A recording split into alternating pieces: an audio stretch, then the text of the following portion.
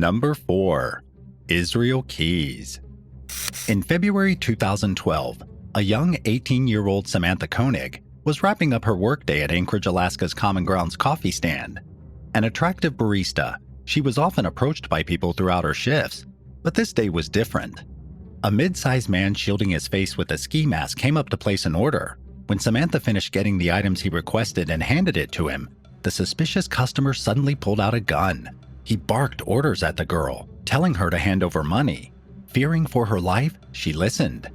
Instead of leaving the stand after getting what he asked for, the man, Israel Keys, jumped behind the counter. He quickly grabbed Samantha, tying her hands with zip ties so she couldn't fight back. Then he shoved her into his car while holding a gun to her head. Israel threatened her, saying he'd pull the trigger if she tried to escape. The two drove around town for a bit as Samantha calmed down. Israel said that he just took her to cash in on ransom money, and that if she listened to what he said, she wouldn't get hurt. After a few hours, he even took her back to the coffee shop so she could grab her phone. With the device, the abductor texted the woman's boyfriend saying she was going to spend the next few days with some friends. While Samantha was tied up in Israel's shed, he went to the girl's house to get her bank card. Samantha's boyfriend confronted Israel after growing suspicious over the message.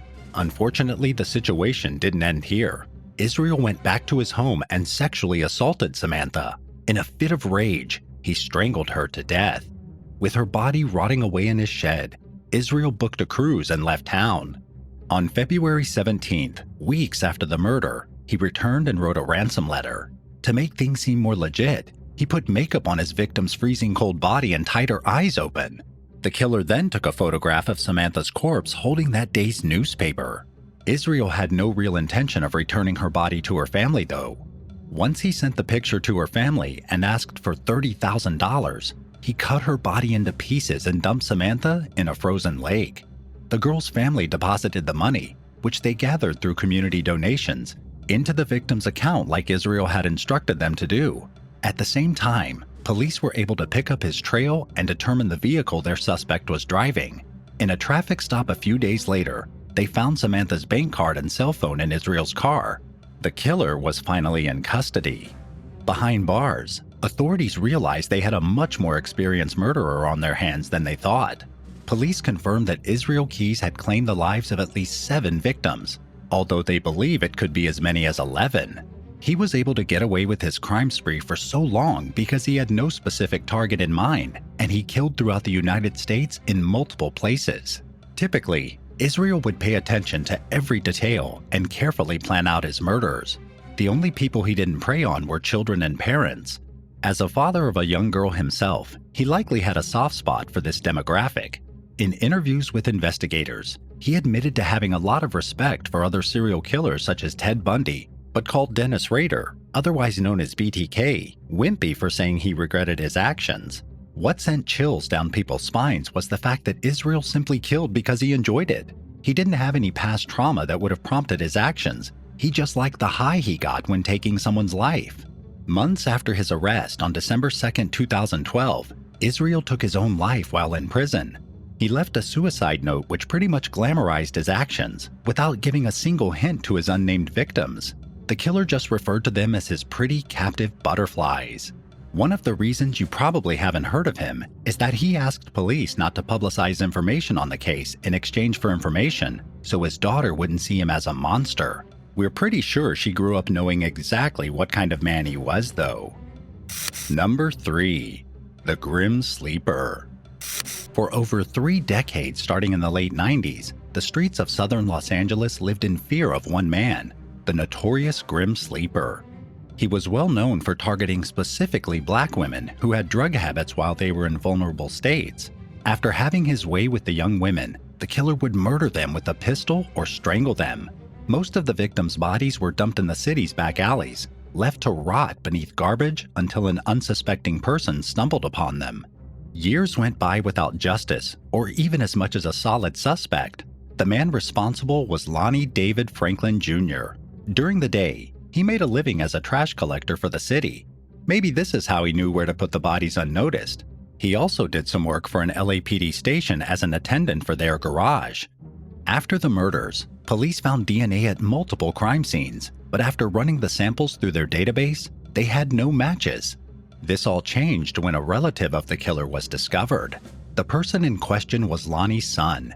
Immediately, the family, including our perp, was placed under constant surveillance. Police had to get creative in order to get Franklin's DNA, though.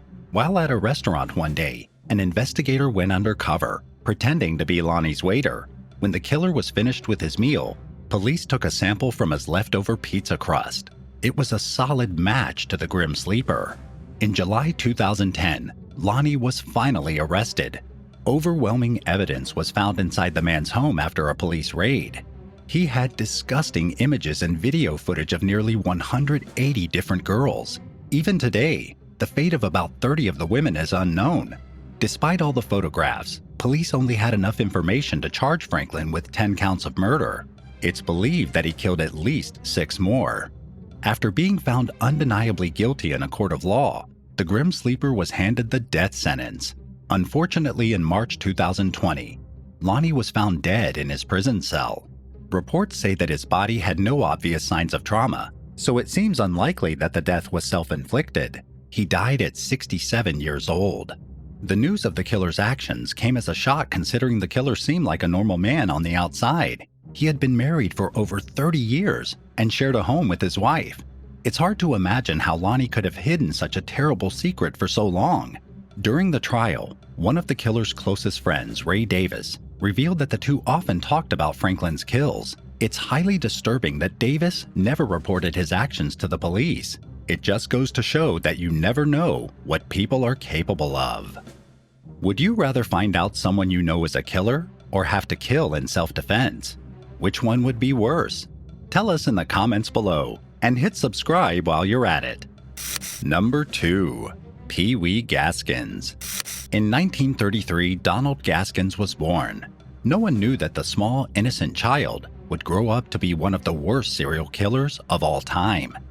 Donald's upbringing was about what you'd expect considering the gruesome nature of his later crimes. His mother wasn't exactly loving, and she often earned money by selling her body. In some cases, the woman even took payments from so-called boyfriends to subject her son to sexual assault.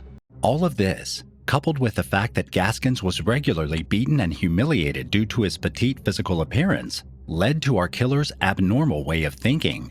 For most of his life until his teenage years when he was arrested, he didn't even know his real name. People just referred to him by the derogatory nickname Pee Wee. Gaskins started breaking the law at 11 years old. Back then, he had dropped out of school and wreaked havoc on his community with 2 other troublemakers.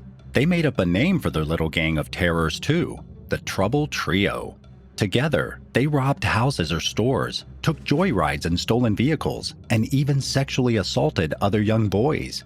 Their group broke up after one of the members' younger sister was raped. Donald was 13 years old at the time. Not long after, the teenager hit an innocent woman with an axe after breaking into her house. Gaskins initially believed he'd killed her during the escape, but she survived and ratted him out to the police. For this act of violence, authorities sent the boy to a reformatory school. While at this institution, an older kid immediately noticed Donald and victimized him. Thanks to his small size, the young killer was subjected to regular sexual assaults and beatings. He was traded around to the other children for petty favors and cigarettes. In an interview as an adult, Gaskins claimed that 20 boys at the school had their way with him in one session alone. He stayed at the facility for 5 years until being released as an adult at 18 years old. Not long after gaining his freedom, Donald was thrown back into prison. He had married a woman and even found a job. The work was anything but honest though, and included setting local farms and buildings on fire for insurance scams. One young teenage girl caught Gaskins while he was on the job one day and beat her severely with a hammer. For this, he was given 6 years in prison on an attempted murder charge. After receiving parole in November 1968, our killer was once again a free man. While driving around one day in South Carolina, he offered a ride to a female hitchhiker. Sadly, she accepted and was turned into an outlet of torture. Her body was later dumped in a swamp. In a bone-chilling statement, Gaskins recounted his feelings while he had the poor woman. "All I could think about is how I could do anything I wanted to her. With this disgusting thrill, Donald was hooked. He later admitted to killing dozens of people in a similar manner. He'd pick up random hitchhikers, have his way with them, then dump their bodies. With a few unfortunate victims, Gaskin even resorted to cannibalization. According to him, somewhere between 80 and 90 people lost their lives during this tirade. After a while, the murderer discovered a friend and former convict, Walter Neely. With this relationship, Donald had someone who would help him get rid of corpses. Eventually, police were on the killer's trail after they found evidence of a 13-year-old victim's clothing in his home. They soon questioned Neely, who openly told them everything he knew about the deaths. At 58 years old, Donald Pee Wee Gaskins was put to death for the heartless killings of countless individuals. The crimes mentioned here today barely scratched the surface of Gaskin's depravity and true nature. Number 1. Angel of Death. Vicki Dawn Jackson was a beloved nurse from the small town of Nocona, Texas. Almost everyone in the area knew the woman, who posed as a sweet, innocent girl who worked night shifts at the local hospital.